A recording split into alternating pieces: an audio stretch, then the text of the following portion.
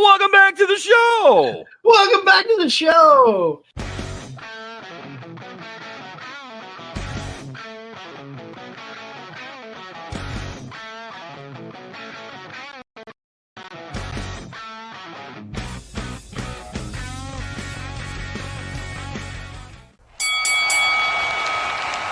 And now, your hosts of the Card Subject to Change podcast, the For Frequency's Sake Tag Team Champions of the World, the Wizard CZ, and never wrong, Nick Bull.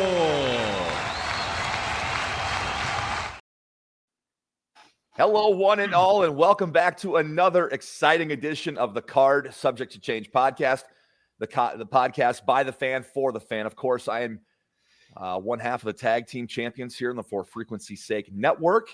I am co-host here also on the Card Subject to Change podcast. I am never wrong, Nick Bull. We're so happy you found us, so happy to join us here on the For Frequency's Sake network. Of course, you are Card Subject to Change. We're here to talk some wrestling. And you can't talk wrestling by yourself. You got to have a partner. And I got one of the best tag team partners in the world, if not the best. The guy who makes this show run. I respect you, Booker, man. He is the one. He is the only. He is the Wizard CZ. Wiz, how are you doing tonight? Man, I am feeling really good. Before we kick things into gear, I just want to give a shout out to Austin Bayless and Central Empire Wrestling. Zach Takis and I were supposed to do a liver out there yesterday, and we were a little scared of the roads, not going to Oskaloosa, but how the weather with the wind and the partially covered roads were going to be coming home after dark, after nightfall. So we opted not to go. Is it fair to say that you realize that Mother Nature, she doesn't job. She don't do jobs. Yes. She don't do jobs. You found out the hard way. You were proactive. You were preemptive. You and Zach were both very, very smart about it. Whereas I probably would have been like, okay, I'm going no matter what. But you guys were smart about it for sure. And I mean, winter weather is nothing to mess around about. Not at all. No, and you said Mother Nature doesn't job. I think Mil Mascara said it best, and I think Mother Nature takes after no job.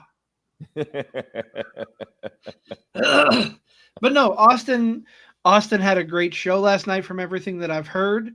Had a really good turnout despite the threat of inclement weather. So shout out to our friends over at Central Empire Wrestling, Austin Bayless, Rory Fox, Jared Thumb in the main event last night.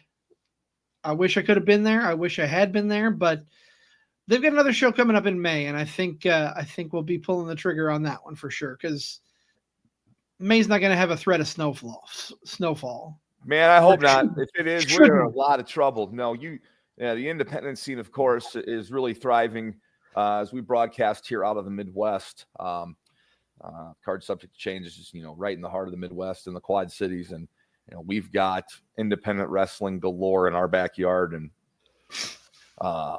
props to Central Empire Wrestling, Austin Bayless, friend of the show, for their show they had last night in Oskaloosa, Mall Madness 2.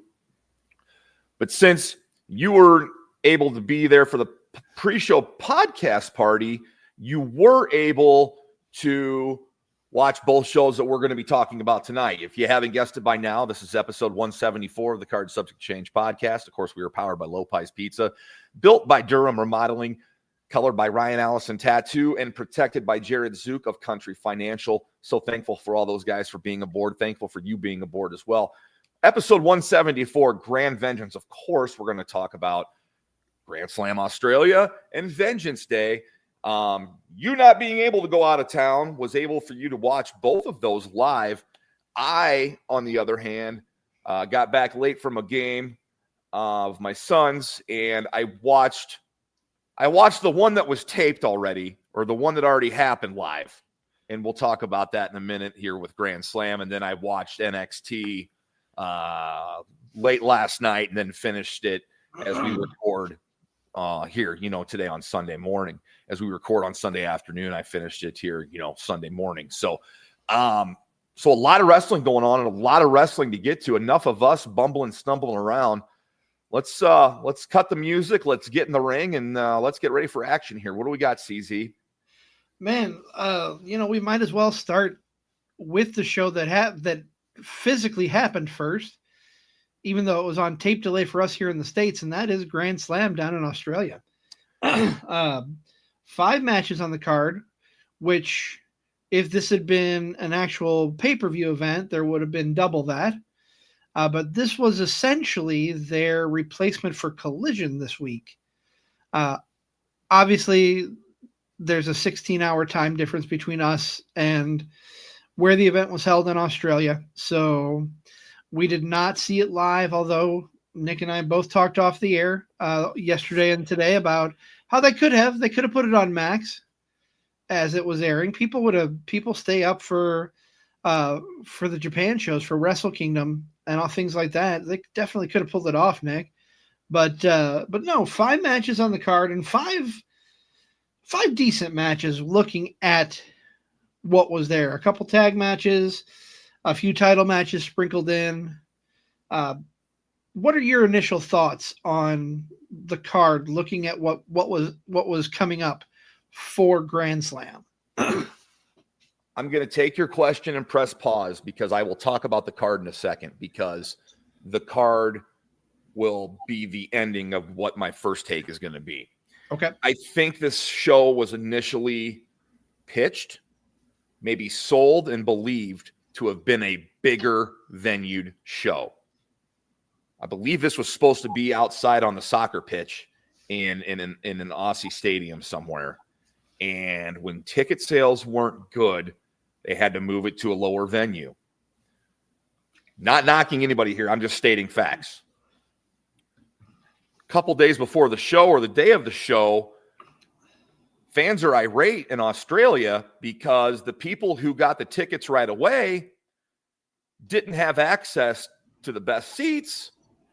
They put up better seats for sale right towards the show, and people were able to just come in, scoop, and get them. I would be upset if I had invested that much money as a fan and was told I had a seat, like a premium seat that I paid for, and then someone or, an option I didn't have to pay for that seat wasn't there when I was. I'd be a little upset too. I think initially the show was supposed to be bigger than what it was expected. I think this was supposed to be a pay-per-view initially. Maybe they soon found out it wasn't going to be and didn't want to say it publicly. I think it was intended to be a pay-per-view. Low ticket sales, maybe production costs. We'll find out later that the wrong ring was being used. We'll get to that in a second. But I think for what they initially had planned and what it became, this card really delivered. And that's why I think that these matches are all very strong. I mean, these matches are all very good for this card, how the show played out. And I think AEW made something good happen out of something that was misfortunate and really bad that happened to them. They took something good from the bad and moved on and put on a good show. But I thought the card was strong. They had to have the local flavor on the show. Yep. Which they did. And it featured in most matches. So I get that. Crowd was great. Crowd was hot. And with that card, I was kind of shocked with what they kicked the show off with, but they wanted to set the tone, and here they kick off a show with a tag team match with four of today's brightest stars, at least in AEW, in the wrestling world. Kenny Omega is a given, okay? Will Ospreay is approaching that status, okay? And then you've got Konosuke Takeshita holding titles in 2 separate companies, respected companies, AEW and New Japan Pro Wrestling. And then you got Kyle Fletcher, who's probably the young upstart of them all. A little bit of backstory with the Don Callis family, of course. I thought this has been done and build up well. The promos have been good on TV. I think anytime Don Callis is involved with something and is able to be a voice, they're putting guys with him maybe that aren't good with promos or whatnot. I really like Don Callis, and it was funny that we were talking about Dynamite the other night with Don Callis or something, and then I texted you. Might have texted you later that night, and I was watching TNA, and I think I texted you a match. It was Don Callis and somebody. Oh, I vaguely I can't remember who you said it was with, but I remember the text. And Don Callis won, but it was Don Callis with Scott Stapp hair from Creed. So Callis looks a lot different with the hair grown out, a little bit longer than what mine was. But regardless, just getting off on a Don Callis tangent there. But I really thought they put a decent card together. I guess I was expecting a few more matches. I didn't know this was just going to be. I'm in the persuasion of fans that did not know that this was going to be a substitute, the NutraSweet, if you will, for Collision. I did not know that. I knew that'd get a chuckle out of you. I was waiting for you to laugh about that one, but I did not know that this was going to be Collision Light. I did not know that until last night when I go into Max and I go in there just like you. I think I texted you. I'm like, did you click on this, and this? You go in to click on the thumbnail of the Grand Slam show and it takes you to a Collision menu and you're like, what? Yeah. So it was kind of confusing. I wish maybe I needed to pay better attention to what they say on TV. Maybe they did say this was going to be a substitute for Collision, and I never heard it and just kind of assumed it was going to be a little bit bigger show. I don't know that they said anything on TV that I can remember specifically, but I know that there was some internet buzz where at one point in the last week, TK came on and said this was never intended to be a pay-per-view. I don't know if that's backpedaling because they had to change the venue, or if it legit was not supposed to be a big pay-per-view event. But if they were planning on having it in that giant stadium, then it absolutely, in my opinion, was planned as a pay-per-view. That's how I envision it. But I'm not Tony Khan. I'm not an EVP of AEW, so I can't make those calls. I can't say 100%. I after I find all this stuff out, like in my mind, I'm treating this like a Clash of the Champions back in WCW days. Okay. Kind of what I'm treating it as. Even though, there were some, how many title matches were on the show? There were 2 title matches? 2.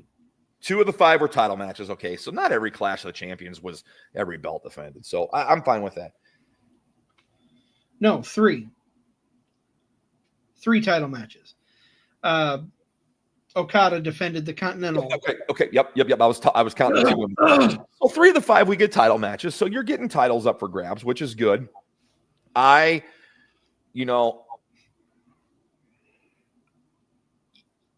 Your expectations or hopes are lowered because you don't think there's going to be a title change, right? On these kind of shows. There's a caveat to that, and we'll get to that later. When we talk about this show, bring it up. I want you to remind me what I said, but we'll get to that. I'm assuming you want to talk about the match that started the show to kick it off. Go in whatever order you feel like. It does not matter to me. Noticeably, I read about this show. I stayed spoiler free from both shows. Okay, the only match I knew about was the main event. That's the only match I knew about, a main event of Grand Slam. That's the only one I knew about. Anything else I didn't know. So I want to pat myself on the back for avoiding social media and trying to watch wrestling and still have a surprise.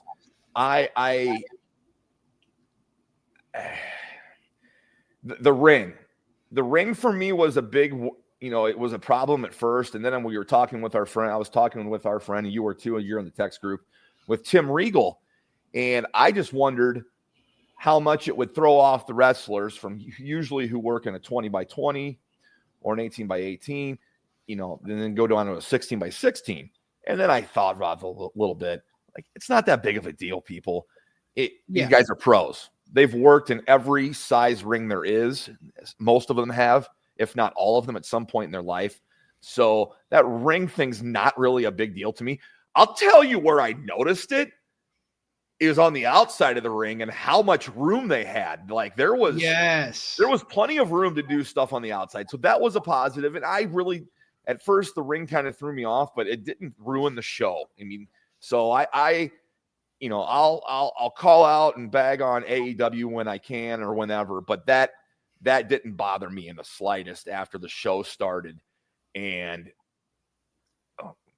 the tag match was something else, man, to start the show. Konosuke Takeshita is my favorite wrestler to watch in AEW. And then you throw in those other three guys, a hot crowd,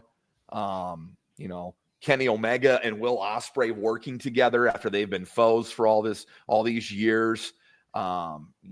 Fletcher just trying to prove to, I think he's trying, I think what AEW is doing, this is smart with what they're doing. I mean, they're got him in there with the high profile guys. They want to make this guy a bigger star. They're investing time into him. They're doing that. And look who he's working with. I always say, look who they're working with. Who's so-and-so working with? That's going to tell you something. Look who he's working with. He's working with, future world champ, current world, former world champs, future world champs. And he's going to be on that level with them before too long. So 4 big stars in this match. This match was it was what I expected.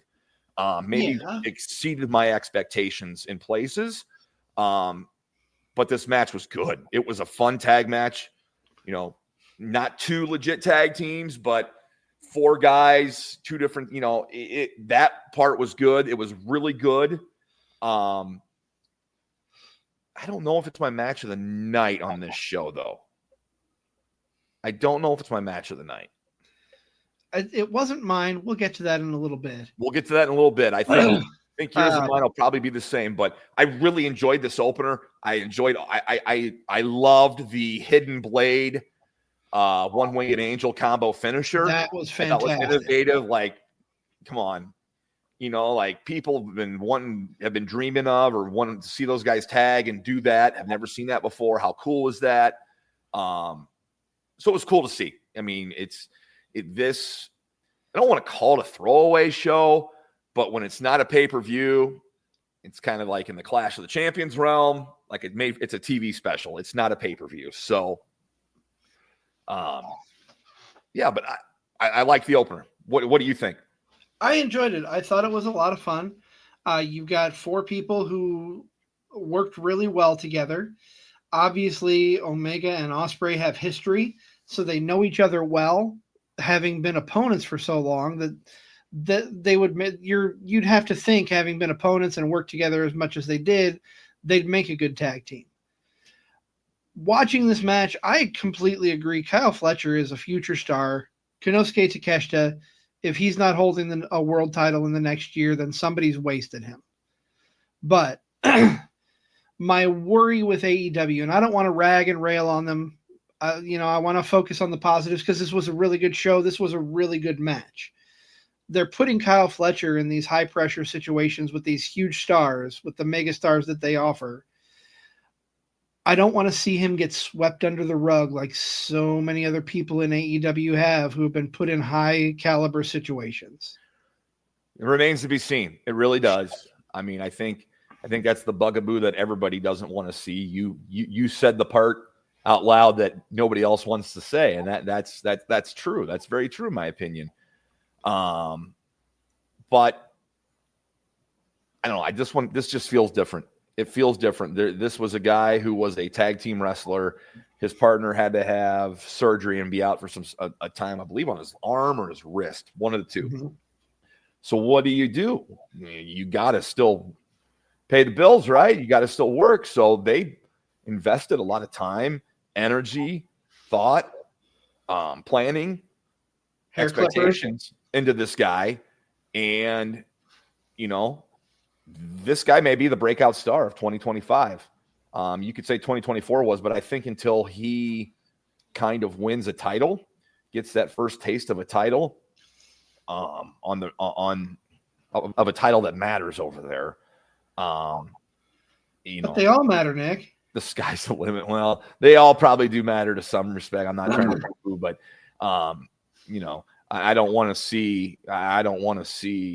The whatever title. I want him to have a legit title in that company and watch him from there. Yes, I completely agree. I think he's going to get one sooner than later. You'll see him carrying some gold in AEW. Hopefully it's one of the more prestigious ones, or he can put some prestige back on it if it's not. He is, they refer to him as the proto star, and he really is. He's an up and coming, he's a rising star, and he's going to do big things, whether it be in AEW or whether it be beyond AEW. I look to see him break out huge coming real soon. I agree with you.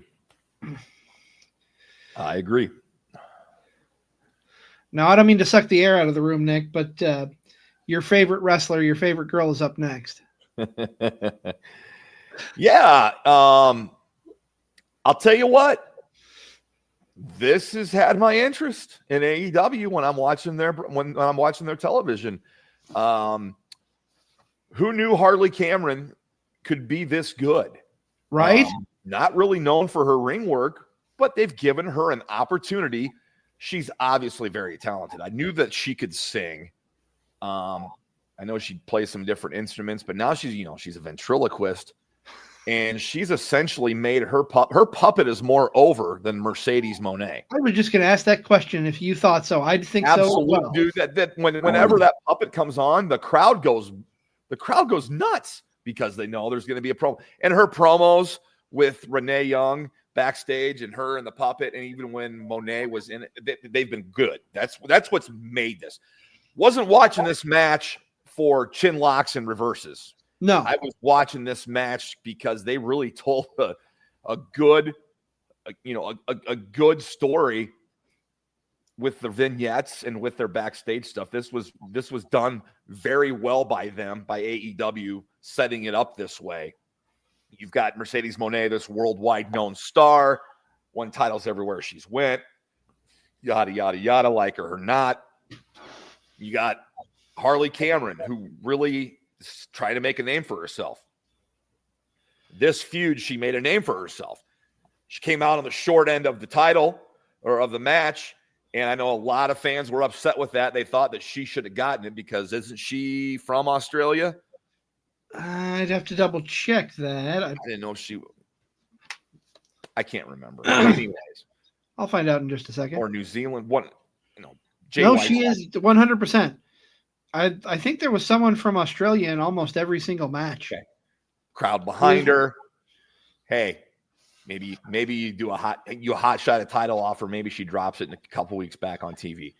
They did not, obviously, but this match, this feud, the lead up, the brilliant, comical, funny, well done segments with Harley Cameron and the puppet are gonna what she's known for now, and that's not a bad thing. It's a good thing. It's a job well done. This match was better than I thought it was going to be. I'm not throwing stars out or anything on this match. Right. But I didn't think Mercedes was going to drop the title at any moment in this match. Didn't think it. I thought it was a sure thing, slam dunk, that she was going to retain, and which she did. But still, good job. Props to AEW for getting new talent on a show, a home, in their home country. Good job on making her look good. Good job on giving her time to get over with this thing backstage and be creative. So I thought it was a job well done. And you know what? I mean, she's known now. So now it's time for her to take. She's taken every chance she's gotten so far and done her best with it. Time to start making bigger strides now. Yes. I will give credit where credit is due. AEW has come a long way in recent months than where they were at telling stories. Not just telling stories, but making sure that lesser known talents or talents that are floating around the mid card are getting highlighted more. Harley Cameron is a prime example. I'll give you another example. I don't like him both as a I don't like him because not just because he's a heel right now, but I don't care. He's does a bunch of flippy stuff normally, but look at what they've done with Ricochet and how they built him into the heel that he is over the last couple of months. They really are doing a good job right now with building characters more so than they have in the past, in my opinion. Yeah, it seems that they are. It seems that some things are working, and hopefully they continue to work. I mean, I want both, AEW and WWE to be successful. I want them both to be good. So I just hope both teams have fun. It forces the other person to be better. That's what we want as wrestling fans, right? We don't want to get on here and pan on shows, but I'm going to tell you, I mean, we'll point out the bad things we didn't like, but for the most part, enjoyed what I watched with this show. Finding out late that it wasn't. I was shocked when I woke up on Saturday morning. Not the sidebar here, and I seen a spoiler for this show. I was under the assumption it was going to be live here. My ignorance for not knowing the time difference, my ignorance for not doing the research myself, just assumed it was going to stream live on Max, and that would be it. Avoided spoilers all day on Friday or on Saturday and was able to watch it last night, but I was shocked. Like, I texted you, I'm like, dude, what Twilight Zone am I in? Like, did this show already happen or not? Am I gaslighting myself?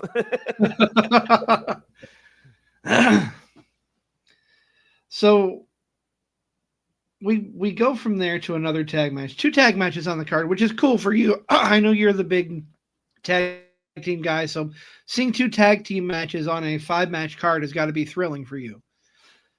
However, let me preface this here. What were your thoughts on the Brisbane Brawl stipulation?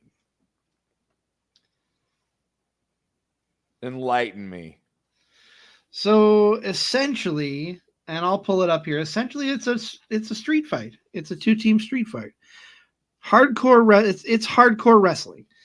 I clicked on the Brisbane Brawl on Wiki, where I'm at right now, and it says it takes me to hardcore based variations. So call a spade, it's a street fight. Yep. It's not a Walcott street fight, though. No, and it's not a bluegrass street fight either. No. Look, I figured with this match, it's a wild brawl for the crowd. You've got the home. I know it's not his home country, but New Zealand is very nearby. So Jay White's in this match. Yes. Hometown fandom for him. Of course, you got, Adam Cope, whatever you want to call him, Cope. Let's call him Cope. You got Cope there. Fans love him, well known. And then they're taking on, of course, the Death Riders, current world champ, John Moxley, and he chose Claudio Castagnoli. Of course, Wheeler Yuta would show up during this match. And did we see Pac during this match? I don't remember Pac showing up here. I'd have to go back and rewatch. I forget. I don't think so. So, but I kind of figured, wild brawl and the faces would get the win here. But I was shocked. Hey, we watched this to be shocked and surprised and to be wrong. And I was wrong. I would have thought the faces would have found a way to win, but that was not the case. Yeah, I think they wanted to throw us a little bit of a swerve here, in all honesty, because you want to build momentum towards the next big event, which is Revolution coming up in just a couple weeks, for the person chasing the title. You want to build their momentum a little bit, and that is Cope. That is Adam Copeland. He has a big title match against Don Moxley. I'm sorry, Mr. Moxley. You can come punch me if you need to, but I'm pretty sure he doesn't watch this, but man, if he does, that would be really cool. That would be really cool.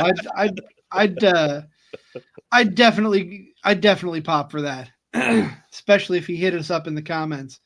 Sure. But no, Cope has a big title match coming up with Moxley at Revolution, so you would think that they would have the face team win to build that momentum. I kind of wonder.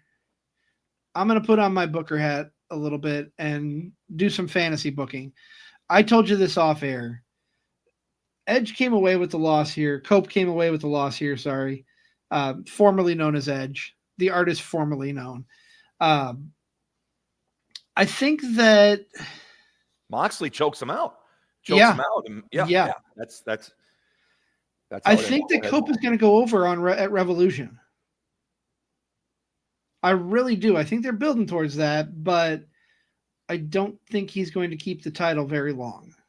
You think it's a Drew McIntyre-esque type reign with the World Heavyweight Championship in WWE is what you're saying. I think so. You think there's going to be a little cashing in of a contract the night of Revolution. Is that what you're saying? I wouldn't mind seeing it at all.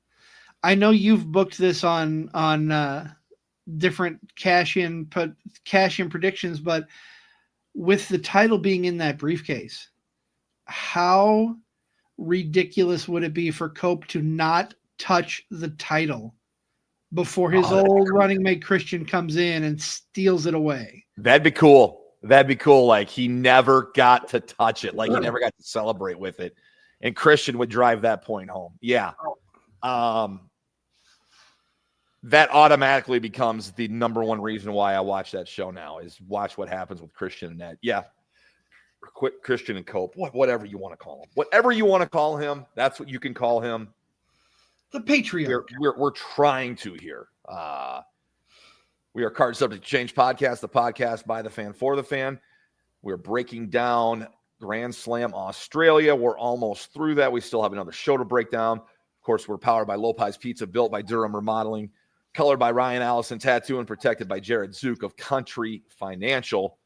Let's get through here with Grand Slam because we got plenty to talk about with the Vengeance Day card. I'm super excited to talk about the Vengeance Day card. I can't wait. But Kazuchika Okada defending his Continental Championship against hometown boy Buddy Matthews. Buddy Ripley, if you will. But hey, Buddy one of one. He whatever the hell he wants. Right?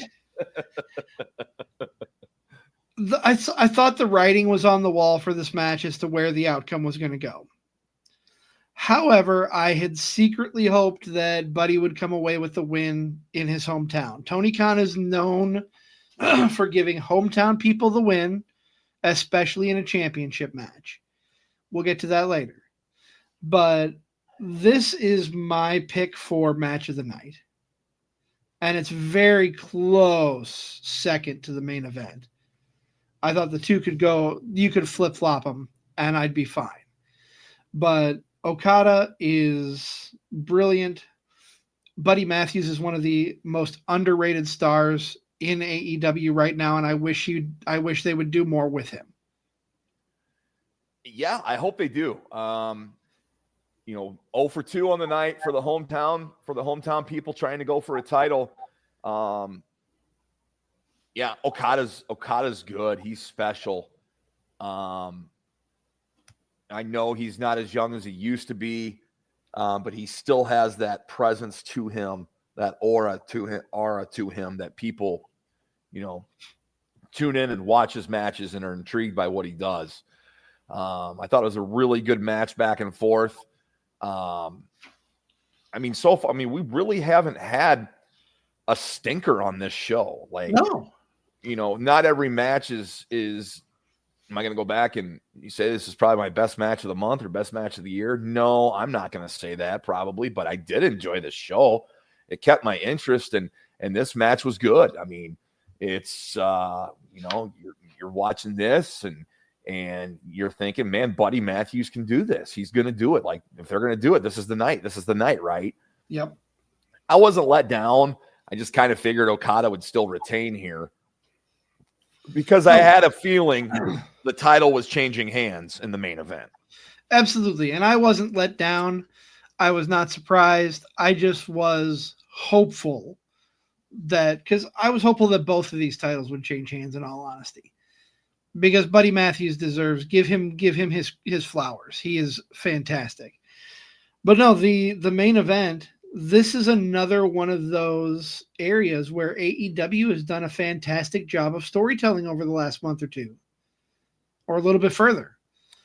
I mean, yeah, this, I would say, this was kind of the second, this was a newer chapter to this rivalry, where Tony loses her memory and comes back as Tony Storm, and going through her different, it was good. It kept interest. And this has really been the best story that AEW's been telling on their programming is this whole thing with Mariah May and Tony Storm. And it's gone full circle. It's good wrestling. Two women who are very accomplished, and with plenty of good years ahead of them. We're going to be talking about these two, I think, for years, with what they're able to do, headlining this event in Brisbane, Australia. Of course, Tony Storm going over and getting the win, becoming the 4th AEW Women's Champion. I wonder how that sits with Britt Baker. I wonder how she likes that. I bet she's not a really big fan of that. Yeah, I would imagine not.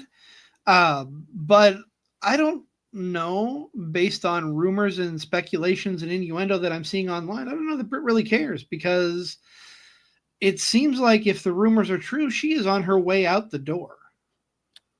Yeah, I don't know if she's going to go over to WWE or if she's going to pursue more acting stuff. I know she's a part of Cobra Kai off and on. But I don't know what other opportunities there are for her. But I seen that flash up on the screen, 4-time AEW Women's Champion. It's like, yeah, she has. She really has. So hats off to Tony. Hats off Mariah May. I thought that was the match of the night, was the women's main event. I really did. I thought it was a really good match. And good of them to profile the talent from down under. Yes. Of course, Tony Storm. Of course, Buddy Matthews, Jay White from nearby New Zealand, Harley Cameron. It was cool. It was cool. DB checking in. How you doing, DB? We love you, man. We hope all is well. DB says he enjoyed Grand Slam. Good show. Lots of home country talent. I agree. Every time now I see Jay White on my screen, I think of DB. I'm like, that's DB's guy in AEW. And I love Jay White. I love that he is being featured more. I love that he's kind of aligned himself with Cope and with FTR in this battle over AEW between the Death Riders. But any last second thoughts here on AEW before we traverse over to the WWE side of things with Vengeance Day? Not really. I think I'll just end it with this. This was a solid card. This was a good show. Kudos to AEW for putting on a really good event outside the country. And I'll give DB credit again.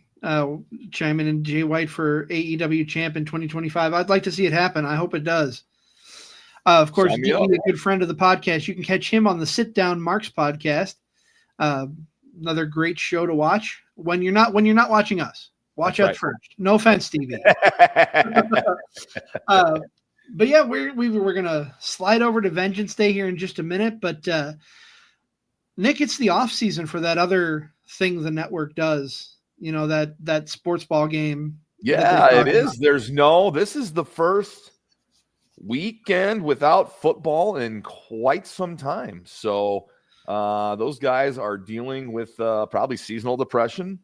They're dealing with withdrawal symptoms. Yep. But hey, There is no off season of wrestling. We're here. We're still here. We're still talking. They're still putting out shows. They're putting out 2 shows on one night. I was like, I don't know if I'm going to have time to watch both these shows before we do our show.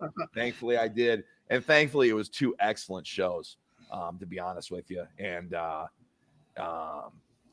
yeah, Vengeance Day was something else, man. Yeah, we'll talk about that in a minute. Let's take a little bit of a breather. Normally we would pay dues to the other shows on the network, but since we are in the off season, we're going to give a little highlight to our sponsor, our main sponsor of Card Subject to Change, and that's Lopez Pizza. Stay with us here. Vengeance Day on the other side of the break. We'll be right back. Are you looking for the largest slice in the Quad Cities? The right spot is Lopez Pizza. It's better than a hot dog and a handshake. They have 2 great locations, uptown on Brady for your delivery and catering needs, and downtown at 429 East 3rd Street in Davenport for the full experience. Lopez is family-owned and family-friendly. Into wrestling like us, you can catch shows every day and twice on Sunday at their downtown location. Who knows, you may run into a local wrestler or a local podcaster or 2 while you're there. Stop by each month for a different featured slice by various artists. Lopez Pizza, a proud sponsor of the Card Subject to Change podcast on the For Frequency's Sake podcast network. Welcome back to the show. Welcome back to the show. We are Card Subject to Change, podcast by the fan for the fan. He is the Wizard CZ. I am Never Wrong Nick Bull. We just broke down for you AEW Grand Slam Australia, and now I think we have some NXT business to tend to, CZ. We do, man. And this weekend, talk about putting out some good content for wrestling fans. It is a absolutely great time to be a wrestling fan, and Vengeance Day, I know NXT for you is absolutely must-watch TV. I'm right there, but not as much watch as you. I know you're a diehard, but NXT is a brilliantly great brand. There's a lot of fantastic talent, and this was a showcase of that talent all around. We've got title matches galore. We've got triple threats, fatal 4-ways, a strap match. So what more can you ask for in a show, Nick? And there's a lot of good talent on this card. The best women's division in wrestling. And they showcase that here tonight. And I'll talk about that here. Or they showcased it there last night. We'll talk about it here tonight. Their women's division is untouchable, in my opinion. And then when you have a star like Bayley, who made a name for herself in NXT, who comes down and is a part of the fatal 4-way match for the NXT Women's Championship, it just adds a little more to the show. It just means a little bit more. Yes. And it tells you a lot about who Bayley is. I really would like to know how some of these stars, and I'm talking the main roster stars, how they treat being sent down to work in NXT, because I think Bayley is the prime example of why it's good. Bayley's well respected, Can I give you my opinion on that? What's that? Can I give you my opinion real quick on that? Yeah, I want to hear it, because I think it's brilliant when they send people down. And it's not. I hate we say down like it's a demotion, but I don't know. My favorite Baron Corbin was the Baron Corbin that was in NXT after he got quote unquote moved from the main roster. So I mean, there's a lot of good stuff that can happen, and I think there is when these main roster stars come down. And I don't think send down is the right terminology. I know it, but see, for especially you look at someone like Bayley, I think this is her giving back to the future. Bingo. This is her saying, okay, I'm not going to be here forever. Let's build up some of these other great talents by going down and helping them out and helping them get over. And, we're talking about Bayley. We might as well just start and talk about that main event since we're already there. Card subject to change. We can do whatever we want, go with recovery, whatever match we want. But agreed. you have 4 incredibly talented women in Julia, Bailey, Roxanne Perez, and Cora Jade. And Nick, I'm just going to throw this out there. Is this Roxanne's last moment for the time being in NXT? I don't know. I know there's the urge to put her up on the main roster after how well she did in the Royal Rumble. But man, I think there's more intriguing matchups for her here on this roster, on the NXT roster, than there is up on the main card. I really do. Like her and Julia, now that she's signed, her and Stephanie Vaquer. Her and Cora, since they're now at odds. I know everybody wants her to go up on the main roster, but selfishly as an NXT fan, like she's one of the reasons I tune in on a Tuesday night. She's been great lately. So yes. I hope she stays because I think there's plenty of good matchups left there for her. But even if she gets called up, good for her. That's great. I mean, I'll watch her on whatever show. Called up. Should she get that call up, she has a ready-made feud going into WrestleMania for her, and that is with Bailey. Sure. So this could be her call. You talk about WrestleMania, like, okay, I like how you said that. Like, she's got a ready-made feud for WrestleMania. So it's WrestleMania weekend. Where do you think Roxanne Perez is more likely to be on? NXT Stand and Deliver or WrestleMania? That is a great question. If it were me, if I were pulling the trigger on where to put her, I say this is her last stand. Stand and Deliver is her last stand in NXT. And then call her up after Mania. Yep. Build the feud that is already made in NXT with Cora Jade. There's tension there. It's got some legs to it, and it's a good story. That's her match at Stand and Deliver, in my opinion. Okay. And then she shows up maybe Monday after WrestleMania. The craziest Monday Night Raw of the year. Right. But I think she is more valuable to NXT right now, and I think they'll keep her on this run to WrestleMania, and then I think she debuts. I mean, she'd be if we talk about this down the road to WrestleMania, who's going to show up on that night after? That would be one of the names on my list right now. Is that she gets called up? She gets the call on the Raw after WrestleMania. I agree. I think that would be the right call to make. And kudos to not only all the women in this match, but Julia for putting on hell of a show, retaining her title in the 4-way.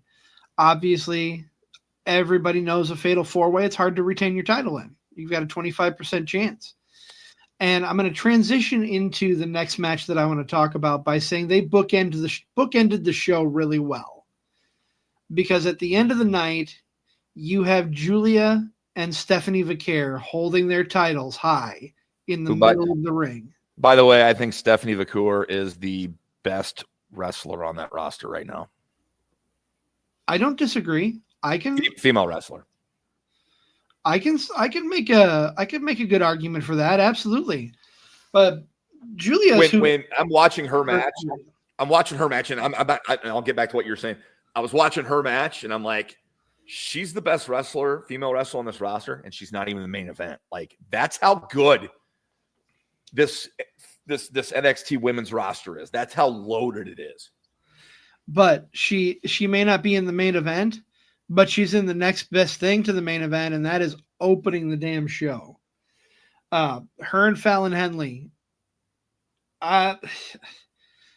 You kind of see where this was going to go. I went into this match not being 100% sure who was going to win, but being pretty sure how it was going to end.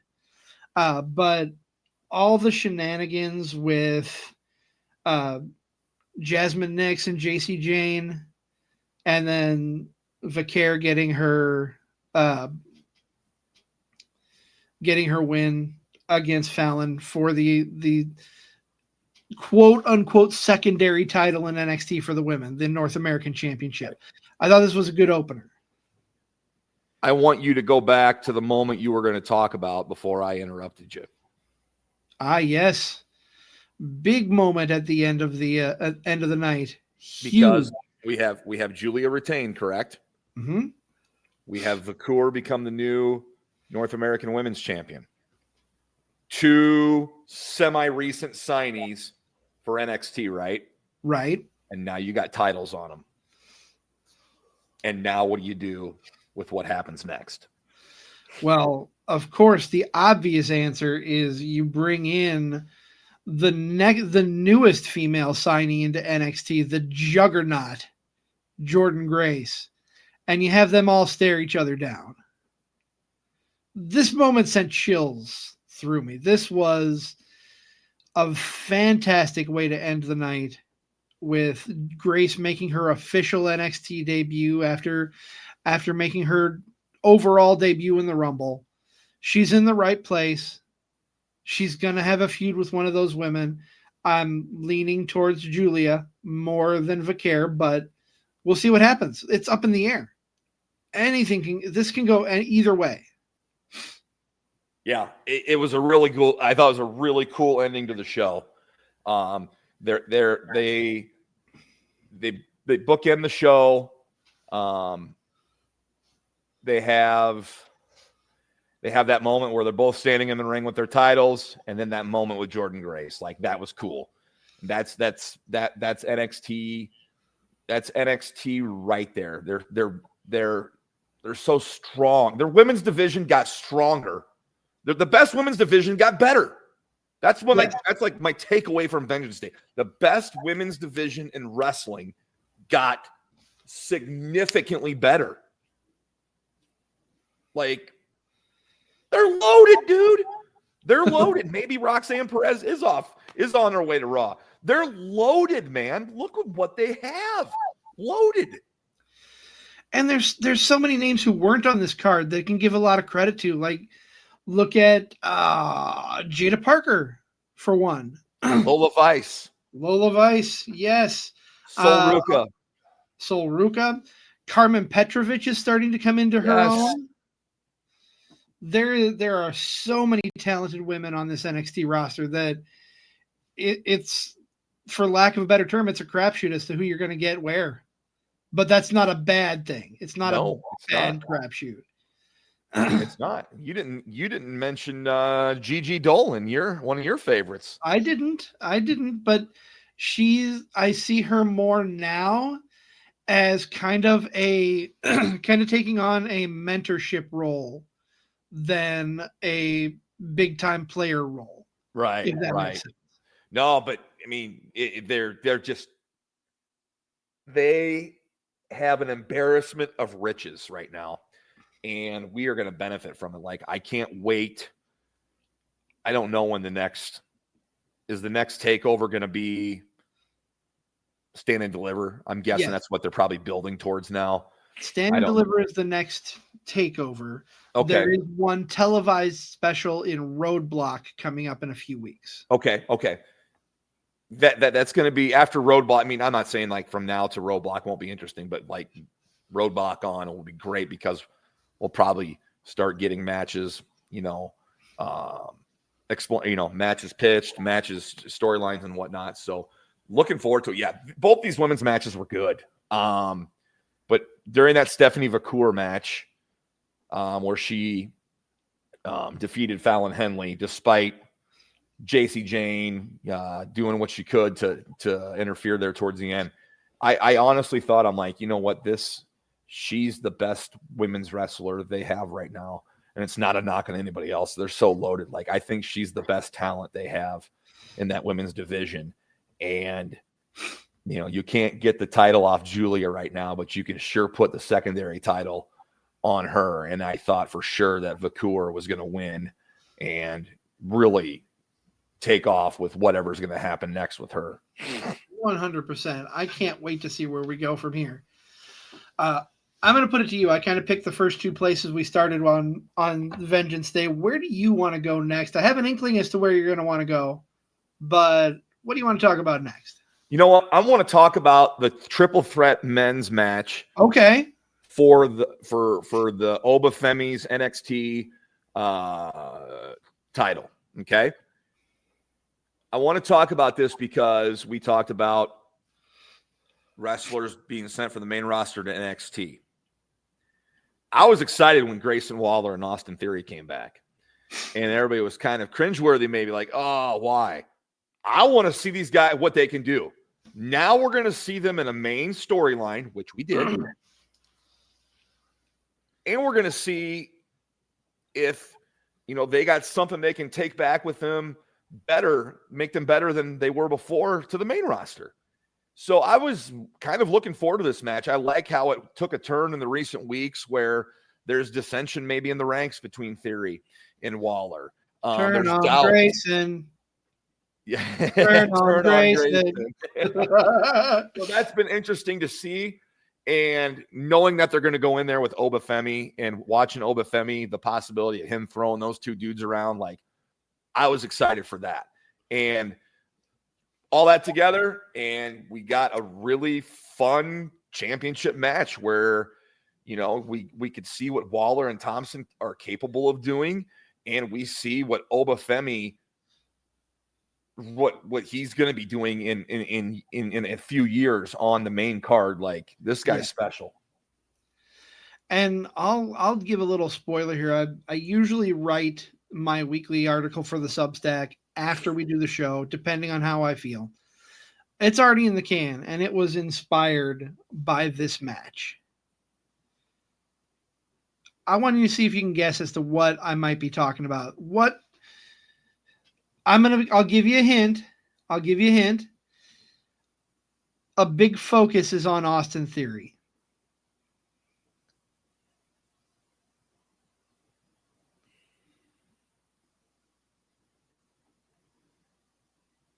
Man, dead air is a bad thing, but I don't know. All right.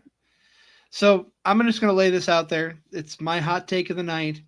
Austin Theory is one of the best sellers in wrestling today. Okay. I mean, go back to WrestleMania 38. Watch him take the Stone Cold Stunner on night 2. Watch him take Grayson Waller's rolling cutter on Vengeance Day this year. The man knows how to sell a big move getting hit on him. And that's where my article is going to focus on selling, not just the moves, but some of the expressions that you see. Stay tuned on Thursday. That'll come out around 9 a.m. But in the business, they call that a cross promotion plug. Right. Yeah, there you go. But no, watch Austin Theory in the ring as he sells the moves he's getting hit with. I don't know that I can name somebody better of his generation that's out there doing it right now. Yeah.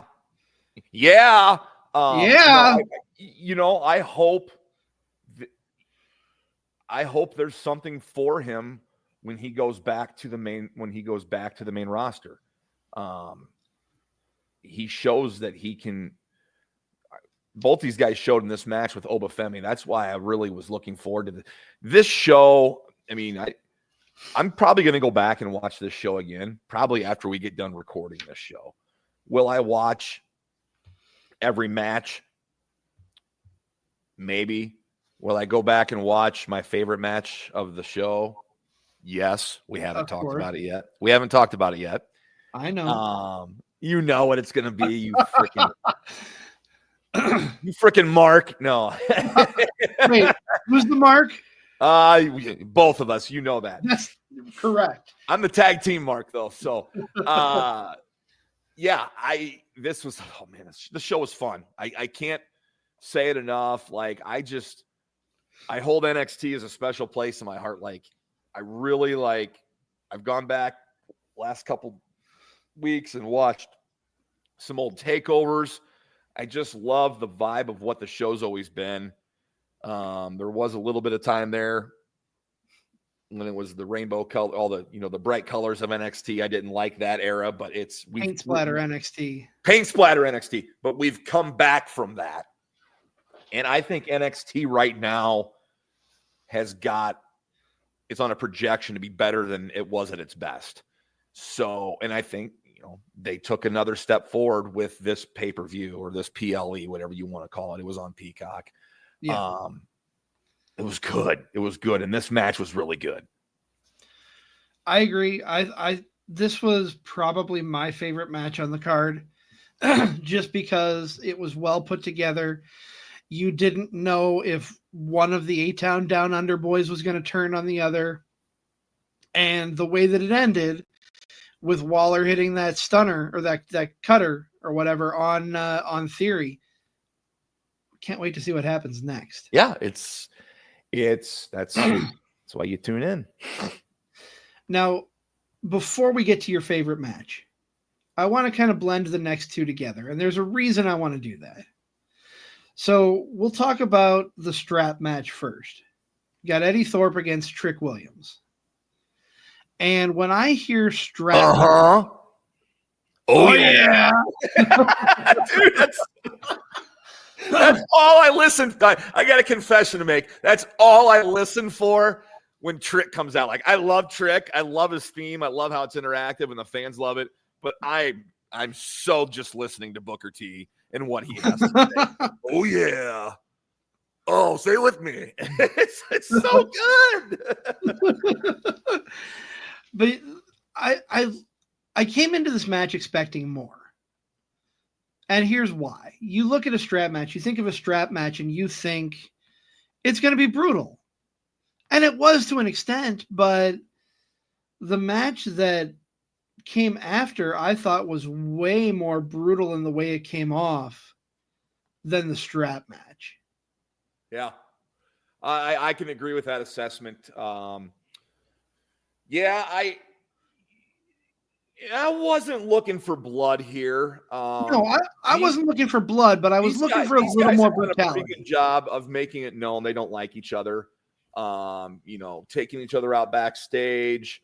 Strap match is, they can't be too far apart. They're always going to be close to each other. That's the draw of the match. And then there's no rules. Everything goes. And it's a way to have a no DQ match to keep guys close. And this match, it was brutal, but you're right. The other match we're going to intertwine with this was a little more brutal, like took it to the next level type of brutality. And I liked the strap match. And I'm not dogging the strap match. I thought it was a good match. Did you hear the crowd's reaction when Eddie Thorpe got the 3? Like, oh man! Like there was an audible what? Like, hey, that's why we watch wrestling. That's why we watch wrestling. If we knew the results of every match, it would suck, and we, as wrestling fans, would find something else to bitch about. Yep. That's why it's awesome. We did not nobody thought that was it. Nobody thought that was the end. Like, genuine shock on people's faces. Now, I know it's not Undertaker losing the streak to Brock Lesnar shock, but it's a good kind of shock. That's what makes wrestling fun, and that's why I love the ending of this match and how it ended and the fallout afterwards. Yes, 100%. But yeah, it was a good strap match. I'm not trying to poo-poo on it at all. Trick is coming into his own. Eddie Thorpe is now, I think, a made man in NXT by defeating a former NXT champion. Just my opinion.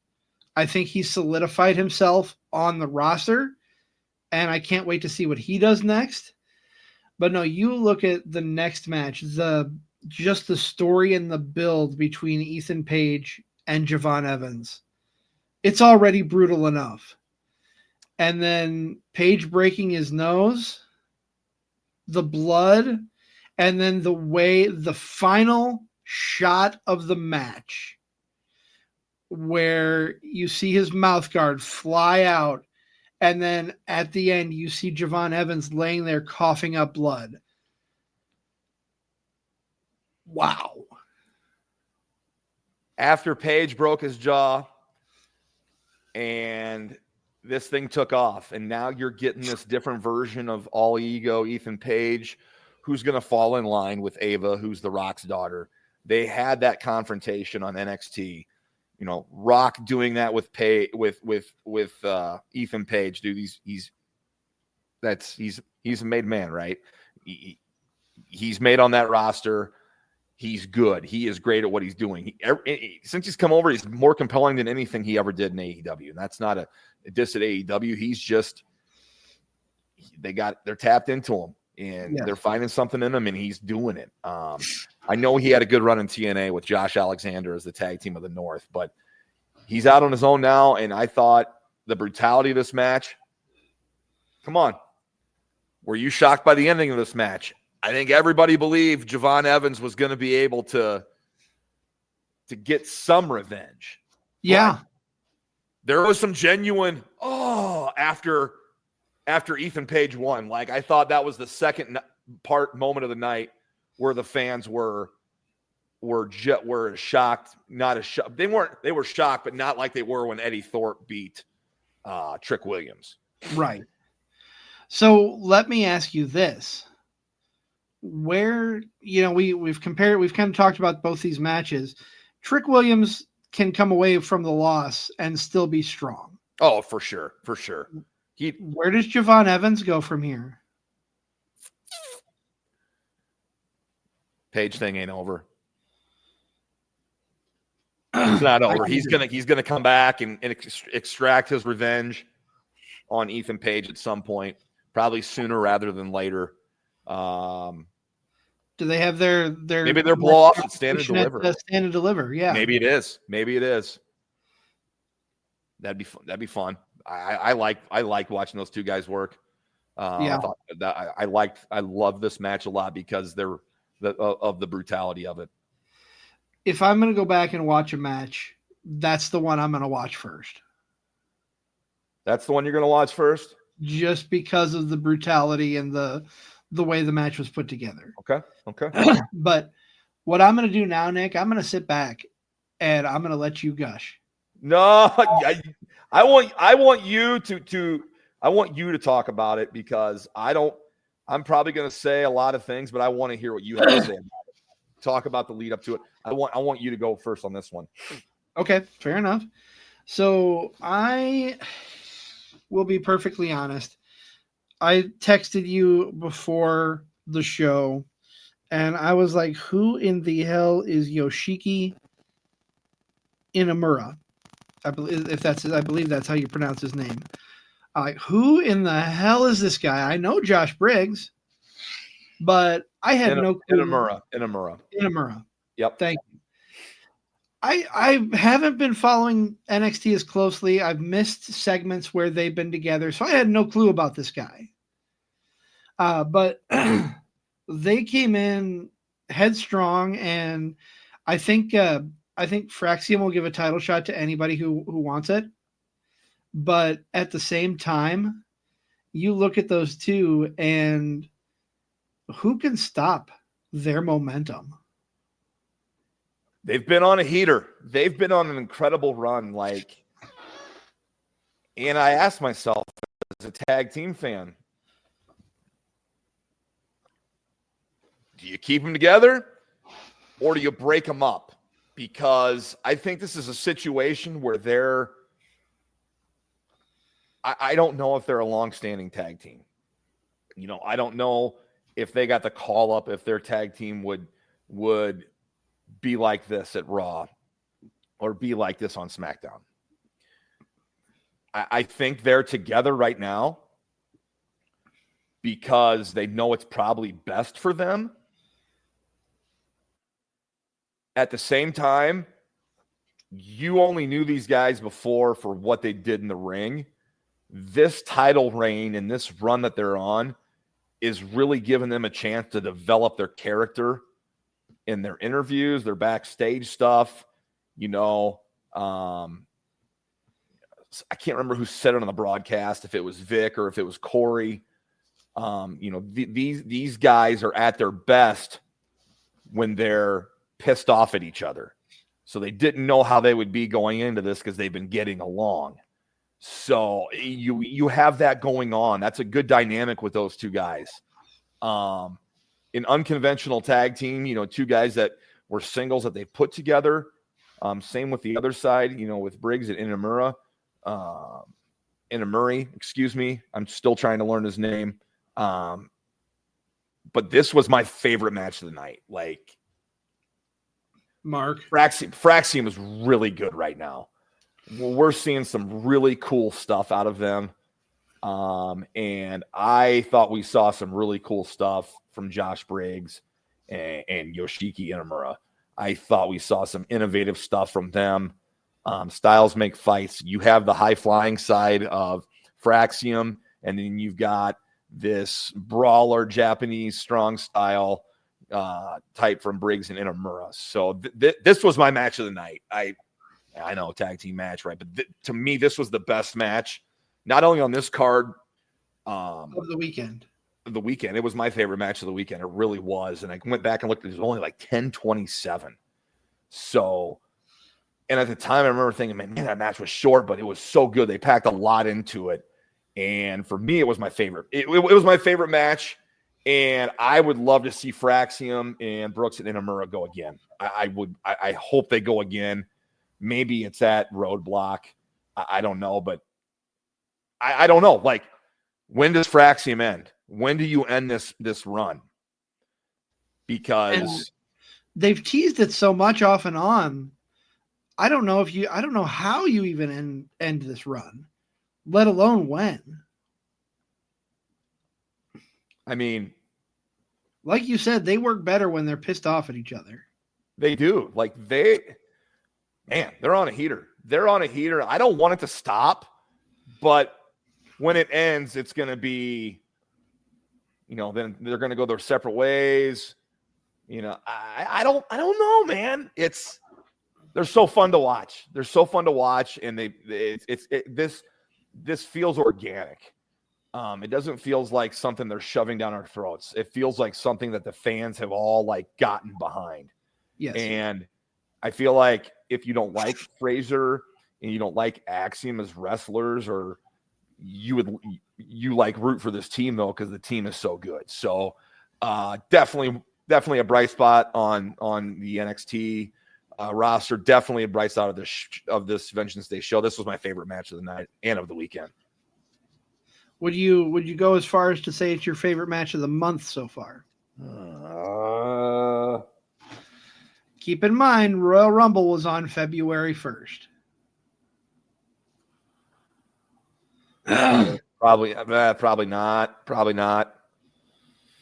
But it's up there. It's up there. I mean, I think they're seriously flirting with tag team of the month. I think Fraxium is on a better run right now than the War Raiders, and they're the champs on Raw, then DIY on SmackDown. The Hurt Syndicate, man, they're in pretty good too. But this might be Axiom's month for tag team of the month. They're special. Or Fraxium, excuse me. They've got something about them. They've got that it factor that you just can't put your finger on. I got to get my finger on the remote here in a little bit and go back and watch that match. Yes, you do. Any before we wrap things up, Nick, any final thoughts for you on Vengeance Day? Another good show from NXT. Great show from NXT, great show from AEW this weekend. Despite the confusion of when it was going to air, if it was going to be live or not, both shows were very good. If you're talking about in-match work and the matches that we saw this weekend, there wasn't really a bad match between the two shows. Right. And that's a credit to the wrestlers. What's going on? That's a credit to the writing. That's a credit to everything coming together. And it's what a time to be a wrestling fan. And I thought this weekend was great. We're in the midst of winter. It's cold out, nothing else to do. Watch wrestling. And we got two shows in the same weekend on the same day, essentially.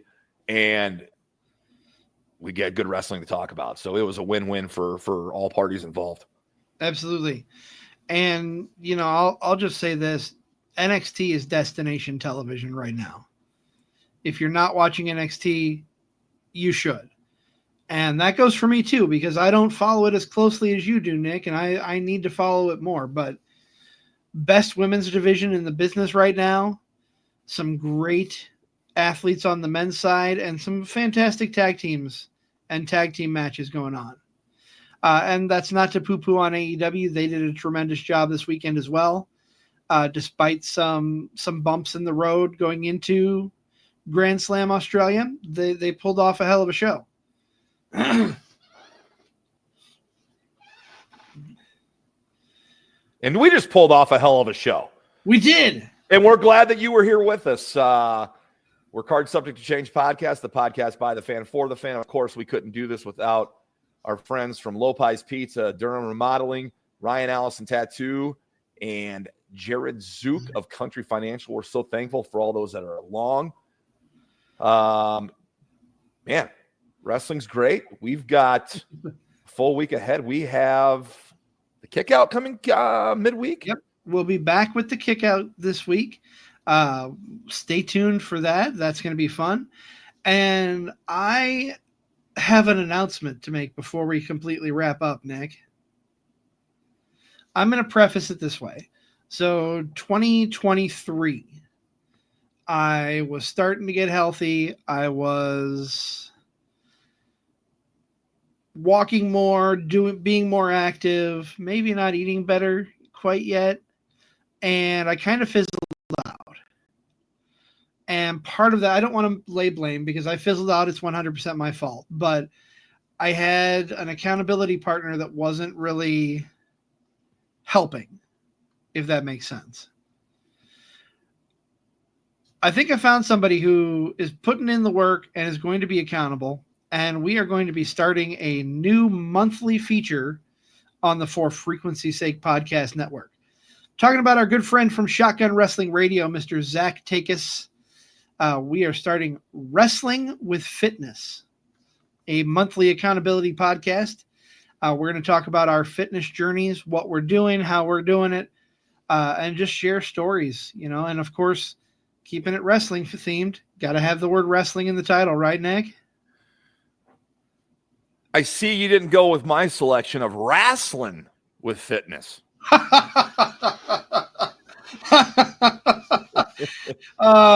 Maybe there's time for a name change. Maybe. I'll give it some thought. I'll give it some serious thought. Oh no, you know what? You're doing a great job. You've been keeping yourself accountable here. You're well on your way. And I think having Zach along and Zach's, I'm friends with Zach on social media. He checks in all the time. So I think it's gonna be a good thing for the both of you. And I'm interested and I'm looking forward to seeing what you two can do. Yeah. So we'll be doing that once a month, probably live. Zach and I are still kind of ironing out the details, but stay tuned to socials for more on when that's going to premiere. Wrestling with Fitness, a joint production of For Frequency's Sake Network, Card Subject to Change, and Shotgun Wrestling Radio. I'm super excited and I'm stoked to talk about it. I think it's going to motivate me even more to do more and keep up what I'm doing. For sure. And hey, it's about the drive. It's about now you've got somebody that you got to keep accountable with. And I think it's going to be great. I'm looking forward to it, dude. You're on the right path. You're doing the right thing and good things are going to happen, man. I sure hope so. I'm excited. I'm anxious. I know, just walking into the gym, sometimes I can drive there and just the walk into the building is hard enough to do, but you're there. It's stupid not to do something, or at least I feel stupid if I were to walk in and walk out, but sometimes just the motivation to get there is hard. And I hope this will help. Are you guys going to guests on that show? I don't know yet. I got one you need to go get.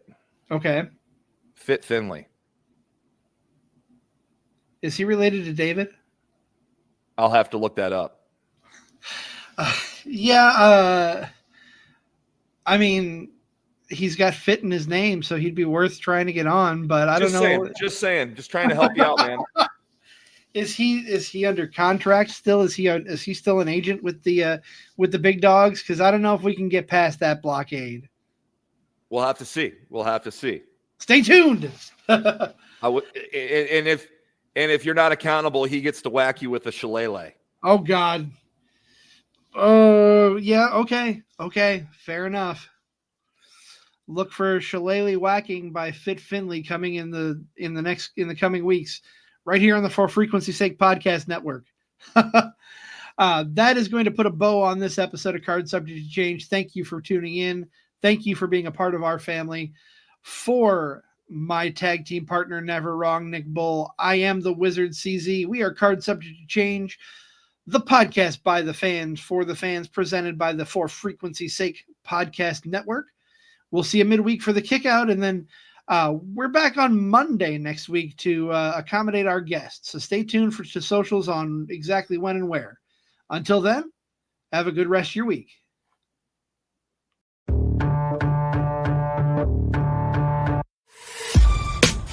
This has been a For Frequency Sake Podcast Network production.